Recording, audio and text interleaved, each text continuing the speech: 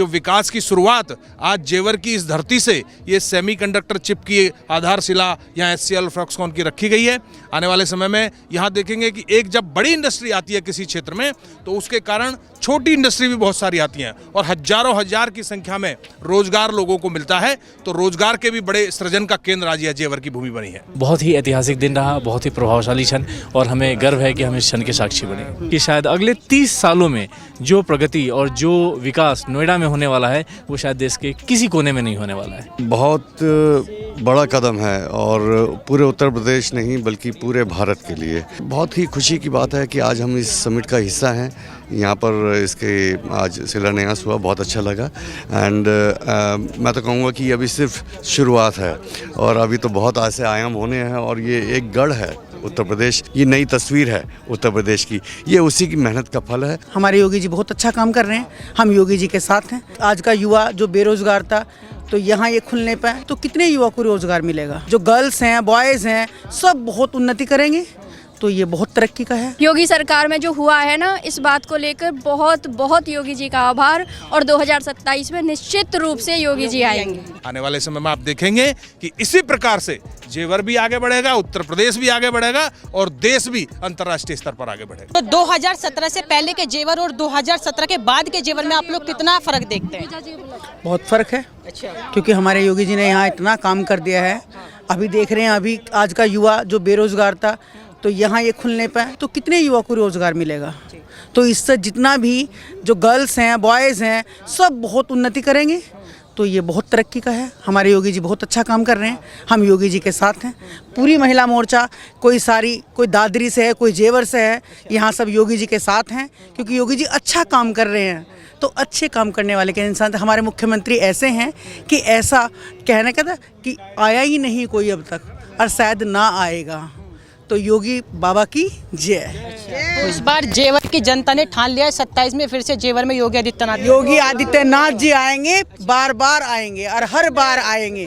कोई संदेह नहीं, कोई दुनिया की ताकत नहीं जो योगी जी को आने से रोक ले 2027 में। और माननीय विधायक जी इतने अच्छे जन के एक नेता, इतने विकास पुरुष, बहुत कुछ यहाँ सब कुछ बहुत अच्छा हो रहा है। एक समझ लीजिए कि जो कहीं भी नहीं है वो यहाँ है। जैसे कि अभी हमने योगी जी के आदित्यनाथ जी का बयान सुना, योगी जी ने कहा कि 17 से पहले का जो सरकार का विजन था वो था कट्टा, बच्चों के हाथ में कट्टा थमा देना, बम बारूद थमा देना। लेकिन 17 के बाद से आज योगी सरकार ने जिस तरह से ये फॉक्सकॉन कंपनी का आज नींव रखी है, उसके बाद ये जाहिर होता है कि न जाने कितने हजारों छात्र छात्राओं जो आने वाली पीढ़ी है उनका भविष्य उज्जवल होगा। तो इसको आप लेकर क्या सोचते हैं? योगी आदित्यनाथ को जो विजन है और मोदी जी का जो विजन है 2047 तक विकसित भारत बनाना, तो क्या योगी जी मोदी जी के सपने को साकार कर पाएंगे? बिल्कुल करेंगे, आराम से करेंगे और हो भी रहा। दुनिया देख रही है, पूरे वर्ल्ड देख रहा है कि यूपी में योगी जी कितना काम कर रहे हैं। कि जेवर में पहले बहुत ऑटो वगैरह चलना रही है, सब आजकल के एयरपोर्ट बनना रही है, सब इतना सारा वो होना, ये कोई जादू की पुड़िया तो है नहीं, चुटकी बजाई और हो गया। ये काम है। वहाँ सड़कें इतनी बन गई हैं, सड़कें इतनी बनी है, इतने हाईवे बनने हैं। हम लोगों को सड़कों पर चलने में परेशानी हो रही थी, जहां हमारी माँ बहनों को घर से निकलने में परेशानी हो रही थी, वहां योगी जी के राज में हम आराम से घूमते फिरते हैं। देर रात हो रही है, अब अपने घर जा रहे हैं। तो योगी बाबा की तो हम जय करेंगे ही। तो योगी बाबा के हम साथ हैं, तो योगी तो बार बार आएंगे क्योंकि हर बहनों को यहाँ सुकून है, शांति है। योगी जी के आने से किसी चीज़ की कोई डर नहीं है। ज़्यादा खुशी इस बात की है कि यहाँ लड़कियों को शिक्षा की सुविधा नहीं थी और यहाँ ये डिग्री कॉलेज बने हैं, उससे लड़कियाँ बाहर निकल रही हैं और अपना भविष्य संवार रही हैं। सबसे ज़्यादा योगी सरकार में जो हुआ है ना, इस बात को लेकर बहुत बहुत योगी जी का आभार और 2027 में निश्चित रूप से योगी जी आएंगे। बिल्कुल, ये बात जो बोली है वो एकदम सटीक बात। और ये बात अखिलेश यादव को तो सुन लेनी चाहिए, जो कहते हैं, जो धर्म की राजनीति करते हैं, आरोप लगाते हैं योगी जी पे, वो खुद इस चीज में उलझे हैं। वो कहते हैं कि पीढ़ी की जिम्मेदारी हमारे कंधों पर है, लेकिन अब पीढ़ी जो समाज है वो भी समझदार हो चुका है, क्योंकि वो भी चाहता है कि वोट देना है तो केवल विकास को देखकर। जी जी, आज के इसमें ये जेवर क्षेत्र है, इसमें इतना अच्छा कार्य कर, जेवर क्षेत्र नहीं पूरी यूपी में माननीय मुख्यमंत्री जी इतना अच्छा काम कर रहे हैं, क्योंकि हमारे जेवर क्षेत्र के अंदर 3-3 डिग्री कॉलेज बनवा दिए गए हैं। इतनी अच्छी रोड है, इतनी अच्छी सुरक्षा, और बहनों के लिए तो इतनी अच्छी सुरक्षा है कि क्या कहा जाए। और यहाँ के माननीय विधायक क्षेत्र के विधायक धीरेन्द्र जी बहुत ही सटीक काम कर रहे हैं। वो बहनों के विषय में माननीय मुख्यमंत्री जैसा सोच रखते हैं। जी, तो जेवर के जो किसान हैं, या मतलब अगर चाहे एयरपोर्ट की बात करें, हाईवे की बात करें, तो यहाँ पर सबसे ज़्यादा ज़मीन अगर ली गई है वो किसानों की ली गई है। तो क्या किसान जेवर का योगी जी के साथ है? बिल्कुल साथ है, योगी जी के साथ है। जहाँ 2012 से पहले कोई ज़मीन 3 लाख 4 लाख रुपए में लूट लेते थे, एक्वायरमेंट कर लेते थे, आज बाबा ने 4300 वर्ग मीटर यानी 36 लाख रुपए बीघे हो गई, और प्राइवेट में 1 करोड़ रुपए बीघे हो गई। इससे किसान हमारी इससे बड़ी खुशहाली होगी क्या? सब कुछ हम संपन्न हैं। जेवर इस समय सब कुछ संपन्न है, किसी चीज़ का मोहताज नहीं है। बाबा ने किसी बात की कमी नहीं छोड़ी है। वो ऐसे लौह पुरुष है, विकास पुरुष है, उन्होंने सबको सब कुछ दे रखा है। जी भैया, लग रहा है कि आज ये मतलब इतना नींव रखी है योगी आदित्यनाथ ने, ये देखकर अखिलेश यादव सो नहीं पाएंगे, क्या कहना चाहते हैं? हाँ, निश्चित ही अखिलेश यादव जी समेत पूरा विपक्ष उसकी नींद इस समय उड़ी हुई है। और जिस प्रकार के काम भारतीय जनता पार्टी की सरकार में आदरणीय नरेंद्र मोदी जी के नेतृत्व में और उत्तर प्रदेश में पूज्य योगी आदित्यनाथ जी के नेतृत्व में जो सरकार हमारी काम कर रही है, तो अखिलेश यादव जी सहित पूरा विपक्ष परेशान है, क्योंकि उनकी सोच में कभी विकास नहीं है। और यहाँ विकास की जो गंगा बह रही है, और विशेषकर उत्तर प्रदेश में कानून व्यवस्था अच्छी होने के साथ साथ जो गौतम बुद्ध नगर में विकास की गंगा बह रही है, आज आप ये एक झांकी देख रहे हैं। आने वाले कुछ ही समय में मैं समझता हूँ कि 10-20 दिन के अंदर ही आप देखेंगे कि देश ही नहीं, एशिया की एक सबसे बड़ी परियोजना जो बहुप्रतीक्षित है, जेवर एयरपोर्ट, वो लगभग बनकर तैयार है। उसका भी लोकार्पण यहाँ होगा आदरणीय प्रधानमंत्री जी के कर कमलों से। और बहुत सारे ऐसे कार्य हैं। आज औद्योगिक क्षेत्र में एक बड़ी क्रांति है इस क्षेत्र के लिए। बड़ी बड़ी इंडस्ट्रियाँ आज जो आपने देखा कि HCL और फॉक्सकॉन की इसी आधारशिला यहाँ सेमीकंडक्टर चिप बनाने की रखी गई है। इस तरह आने वाले समय में आप देखेंगे कि बहुत सारे इंडस्ट्रियल यूनिट्स यहाँ चलायमान होने वाली हैं। तो क्या मान लें कि जो जेवर का ये एयरपोर्ट है, इसकी निकटता होने के कारण आज जेवर में मतलब 4 चांद लगा रहे योगी आदित्यनाथ, यहाँ के विधायक पूरी मशक्कत के साथ लगे पड़े हैं कि भाई जेवर की जनता को किसी प्रकार की किसी भी कोई समस्या ना हो। और यही कारण है कि आज जो जेवर एयरपोर्ट इतना नज़दीक है, क्योंकि यहाँ से नेटवर्क कनेक्टिविटी भी जुड़ जाएगी। अगर नोएडा में चिप बनती है तो जो भारत की पहले आयात करने की जो क्षमता थी, अब वो कम होगी, अब भारत निर्यात किया करेगा। जो आप विकास की एक वानगी देख रहे हैं, विकास यदि हो रहा है तो निश्चित रूप से स्थानीय नागरिकों के कारण हो रहा है। उन्होंने जो अन्नदाता किसान है, उन्होंने अपनी बेशकीमती ज़मीनें यहाँ विकास के लिए दी हैं और सहमति से दी हैं। आपने देखा होगा कि कोई विरोध किसी तरह का यहाँ आपको देखने का नहीं मिला। जहाँ तक बात आती है जेवर क्षेत्र के चमकने की या हिंदुस्तान की, आज पूरा भारतवर्ष गौरवान्वित है कि विश्व के नेतृत्वकर्ता के रूप में देश के यशस्वी प्रधानमंत्री जी के नेतृत्व में भारत की जो साख अंतर्राष्ट्रीय स्तर पर बढ़ी है, उसकी एक वानगी आप देखने को यहाँ देख रहे हैं कि जो विकास की शुरुआत आज जेवर की इस धरती से ये सेमीकंडक्टर चिप की आधारशिला यहाँ HCL फॉक्सकॉन की रखी गई है। आने वाले समय में यहाँ देखेंगे कि एक जब बड़ी इंडस्ट्री आती है किसी क्षेत्र में, तो उसके कारण छोटी इंडस्ट्री भी बहुत सारी आती हैं और हजारों हजार की संख्या में रोजगार लोगों को मिलता है। तो रोजगार के भी बड़े सृजन का केंद्र आज जेवर की भूमि बनी है। तो ये सब देख के अखिलेश यादव क्यों परेशान रहता है? अखिलेश यादव तो कहते हैं रोजगार नहीं दे रहे योगी जी, मंदिर बना देते हैं, कुछ कर नहीं रहे हैं, बस जहाँ पे मुद्दों की बात होती है जय श्री राम चिल्ला देते हैं। देखिए, जिन्होंने हमेशा सिर्फ अपने परिवार के अलावा कुछ सोचा नहीं है, उनको दिखेगा ही नहीं। उनकी आंखों में काला चश्मा बना हुआ है। आज भी यदि वो सत्ता में आने का सपना देखते हैं तो उसके पीछे उनकी यही सोच है कि मैं किस प्रकार से अपने परिवार का भला कर पाऊं, अपने परिवार को किस प्रकार से आगे बढ़ा पाऊं। इस सोच के साथ वो सत्ता में आना चाहते हैं। उनका यह स्वप्न कभी साकार नहीं होने वाला है, क्योंकि परिवारवादी पार्टियों का अंत अब हो चुका है। देश की जनता यह जान चुकी है कि मोदी जी के नेतृत्व में और योगी जी के नेतृत्व में ही संभव है विकास। 140 करोड़ देशवासियों को आगे लेकर के जिस प्रकार से मोदी जी बढ़ रहे हैं, उसी प्रकार 25 करोड़ से अधिक की जनता को योगी जी आगे लेकर के साथ चल रहे हैं। उनके विकास के लिए दिन रात चिंतित रहते हैं, मेहनत करते हैं। उनका कोई परिवार नहीं है और परिवारवाद से ऊपर उठ करके उन परिवारवादी पार्टियों की जिनकी नींद उड़ी रही है, आने वाले समय में आप देखेंगे कि अभी तो उनकी नींद ही उड़ी है, आने वाले समय में उनको नींद आनी ही बंद हो जाएगी। ये मैं आपको कह रहा हूँ आपके चैनल के माध्यम से कि आप देश की जनता की सेवा करिए, लोगों के सुख दुख दर्द को समझिए और परिवार से बाहर निकल करके जिस प्रकार से मोदी जी और योगी जी देश की जनता को, प्रदेश की जनता को अपना परिवार मानते हैं, उस प्रकार आप आगे बढ़ कर के काम करिए। निश्चित ही जनता आपको भी गलत मौका देगी।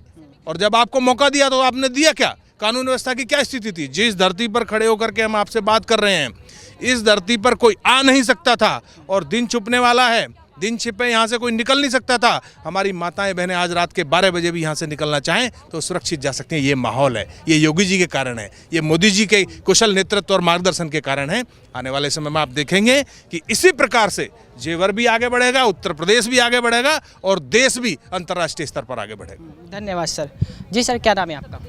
मेरा नाम विकास सिंह है। आज उत्तर भारत में पहली बार इतनी बड़ी कंपनी की नींव रखी गई है योगी आदित्यनाथ के नेतृत्व में, इस पर क्या कहेंगे सर? ये एक बहुत ही ऐतिहासिक मौका है। शायद ऐसा मौका हमारी पीढ़ी के लोगों को बहुत कम देखने को मिलता है। जैसा प्रधानमंत्री जी ने कहा कि सेमीकंडक्टर जो 20वीं सदी का तेल था, जिसको हम लिक्विड गोल्ड कहते थे, इस जनरेशन की करेंसी, इस सदी की नई करेंसी सेमीकंडक्टर है। हमने सेमीकंडक्टर की पावर को देखा है, चाइना की ग्रोथ को देखा है। चाइना ने जिस तरीके से मोबाइल, कंप्यूटर और अब इसी तरीके से उन्होंने एआई में, रोबोटिक्स में और अभी कार्स में, जितनी हर मशीनरी में जो उन्होंने प्रगति की है, उसके पीछे इसी सेमीकंडक्टर का हाथ है। जिस तरीके से भारत ने इस दिशा में एक प्रगति की है, ये बहुत ही ज़्यादा प्रभावशाली है और ये निसंदेह भारत की प्रगति की ये आधारशिला रखेगा। और इसमें कोई शक नहीं है कि आने वाले समय में ये दिन, ये इस प्रगति का आधार बनेगा, जिसके आधार पे हमारी भावी पीढ़ियां गर्व करेंगी कि हम एक प्रगतिशील नहीं, हम एक विकसित देश के नागरिक हैं। बहुत ही ऐतिहासिक दिन रहा, बहुत ही प्रभावशाली क्षण और हमें गर्व है कि हम इस क्षण के साक्षी बने। तो आपने चीन की बात करी तो मैं चीन से मतलब रिलेटेड आपसे सवाल लेता हूँ। अभी जो उत्तर प्रदेश में चिप बनेगी, हम देखते हैं कि हमारी चाहे कोई भी ईवी का कोई भी आइटम उसमें यूज़ होती है। अभी तक हम इसको लेकर चीन पर निर्भर हुआ करते थे, लेकिन अब फॉक्सकॉन कंपनी ने उत्तर प्रदेश में इसकी नींव रखी, तो क्या आप मानते हैं कि इस चीज़ का थोड़ा चीन और भारत के रिश्तों पर कुछ प्रभाव पड़ेगा या चीन ये सोचेगा कि भारत आगे बढ़ रहा है? देखिए, जियोपॉलिटिकल इशू में आपका कहना बिल्कुल सही है। चाइना कभी भी भारत को आगे बढ़ते देखना नहीं चाहता। हमारे जो ये प्रतिद्वंदी देश हैं, ये हमें राजनीतिक तरीके से या फिर हमें आर्थिक दृष्टि से हमें आगे बढ़ते देखना नहीं चाहते, लेकिन इसकी वजह से भारत आगे बढ़ना नहीं रोक सकता। हमने बहुत लंबा समय, बहुत लंबा सफ़र तय किया है। हमने आर्थिक प्रगति में जो मुकाम हासिल किया है, आज हम विश्व की चौथी बड़ी अर्थव्यवस्था बनने जा रहे हैं। वो दिन दूर नहीं कि शायद हो सकता है कि एक दिन हम चीन के कंधे पे भी हाथ रखेंगे और चीन को शायद इस बात का डर है, इस बात का आभास है, इसीलिए शायद हो सकता है कि इसके लिए कोई प्रतिक्रिया है। बट जिस तरीके से हमारा एक प्रभावशाली नेतृत्व देश को आगे बढ़ा रहा है, मुझे लगता है इसके लिए देश को चिंतित होने की ज़रूरत नहीं है। आप उत्तर प्रदेश के रहने वाले हैं? जी बिल्कुल। हाँ, तो अपने उत्तर प्रदेश में कभी कपड़े मिले लग रही हैं, एमएसएमई के तहत रोजगार बढ़ाने के लिए योगी सरकार मतलब लोगों को प्रेरित कर रही है। तो क्या लगता है कि जो विजन है मोदी सरकार का 2047 तक, उससे पूरा करने में योगी आदित्यनाथ जी तोड़ मेहनत लगा रहे हैं? इसमें कहीं कोई शक नहीं है। योगी आदित्यनाथ जी ने जिस तरीके से उत्तर प्रदेश की जो तस्वीर बदली है, इस तरीके से उत्तर प्रदेश अब जो उत्तम प्रदेश जो कहा जाता है, ये वाकई उत्तम प्रदेश की तरीके से बनने जा रहा है। इंफ्रास्ट्रक्चर के मामले में अगर आप देखें तो उत्तर प्रदेश का मुकाबला आज देश का कोई राज्य नहीं कर रहा है। पहले हम जब लखनऊ और कानपुर और बाकी शहरों की बात करते थे, जिस तरीके से हमारे जो आध्यात्मिक केंद्र, जिस तरीके से अयोध्या, काशी, इनका विकास हुआ है, जिस तरीके से औद्योगिक क्षेत्र के मामले में अगर हम देखें तो जिस तरीके से नोएडा का विकास हो रहा है, नोएडा की जो प्रगति है, नोएडा का इंफ्रास्ट्रक्चर है, इसको देश के, मुझे लगता है देश का कोई भी शहर इसको लेके इन्वी करेगा कि शायद नोएडा जैसा इंफ्रास्ट्रक्चर हमारे यहाँ भी हो। जिस तरीके से नोएडा प्रगति कर रहा है, और मैं आपको आज यहाँ से एक अवलोकन कर रहा हूँ कि शायद अगले 30 सालों में जो प्रगति और जो विकास नोएडा में होने वाला है, वो शायद देश के किसी कोने में नहीं होने वाला है। उत्तर प्रदेश में जिस तरह से लगातार विकास हो रहा है और देखने को मिलता है कि जेवर, अगर जेवर को समझे तो अब ये ना केवल नोएडा के लिए लाभकारी होगा, बल्कि पूरी देश की एक अर्थव्यवस्था को ही बदल के रख देगा। जेवर में आज जो नींव रखे गए उसे देखते हुए, तो इसको लेकर आप क्या कहते हैं सर, कितने खुश आप हैं इसको लेकर? वेल, ये बहुत बड़ा कदम है और पूरे उत्तर प्रदेश नहीं बल्कि पूरे भारत के लिए। और मैं तो कहूँगा कि जिस प्रकार से उत्तर प्रदेश में सुधार कार्य हो रहे हैं, प्रगति के कार्य हो रहे हैं, और यहाँ की जनता के लिए जो नए नए आयाम, नए नए स्तर पे जो अपॉर्चुनिटीज़ क्रिएट हो रही हैं, ये एक खुद में एक एग्जाम्पल सेट हो रहा है पूरे राज्यों के लिए, पूरे देश भर के लिए, कि अपने अपने राज्यों में किस तरह से हमने विकास करना है, हमें कैसे अपने जनता के लिए और आयाम नए तैयार करने हैं। और बहुत ही खुशी की बात है कि आज हम इस समिट का हिस्सा हैं। यहाँ पर इसके आज शिलान्यास हुआ, बहुत अच्छा लगा। एंड मैं तो कहूँगा कि अभी सिर्फ शुरुआत है और अभी तो बहुत ऐसे आयाम होने हैं, और ये एक गढ़ है उत्तर प्रदेश, जहाँ से पूरा देश एक ख़ास तौर पे जो नई पीढ़ी जो आ रही है उनके लिए एक स्रोत बन जाएगा कि अपने जीवन में आगे अग्रसर होना है, आगे बढ़ना है। तो ये नए नए अवसर और उनको प्रदान करेगा। ये बहुत ही अच्छा कदम है सरकार की तरफ से। उत्तर प्रदेश को लेकर जिस तरह से योगी आदित्यनाथ सोचते हैं कि मतलब विकास केवल ओनली विकास, लेकिन ये काम 2017 से पहले वाली सरकार नहीं कर पाई। अब अगर 17 के बाद वाली सरकार कर देती है तो उन्हें बेचैनी होने लगती है, ऐसा क्यों? मतलब आप क्या सोचते हैं? देखिए, अब ये सवाल थोड़ा सा पेचीदा लगता है, बट इसमें ज़्यादा ना कहते हुए हमें 2017 से पहले हमने देश में क्या क्या काम हो रहे थे, कितनी जनता के क्या क्या अवसर जनता के पास थे, और पूरे विश्व स्तर में भारत कहाँ खड़ा होता था। तो 2017 के बाद की जो हमने जर्नी देखी वो आज हर पीढ़ी वो खुद देख रही है। नई पीढ़ी आजकल जो डिजिटल इंडिया के नाम से उसका फ़ायदा उठा रही है, और बच्चे अब घर में भी बैठ के पूरे विश्व भर को एक्सेस कर सकते हैं। तो उनको खुद नज़र आ रहा है कि आज ग्लोबली इंडिया कहाँ स्टैंड कर रहा है। ग्लोबली एक इंडिया लीडर के रूप में जो उसकी शुरुआती दौर में दिक्कतें आई, परेशानियाँ आई, हमें भी लगा कि ना जाने कहाँ पहुँचेंगे, कैसा होगा।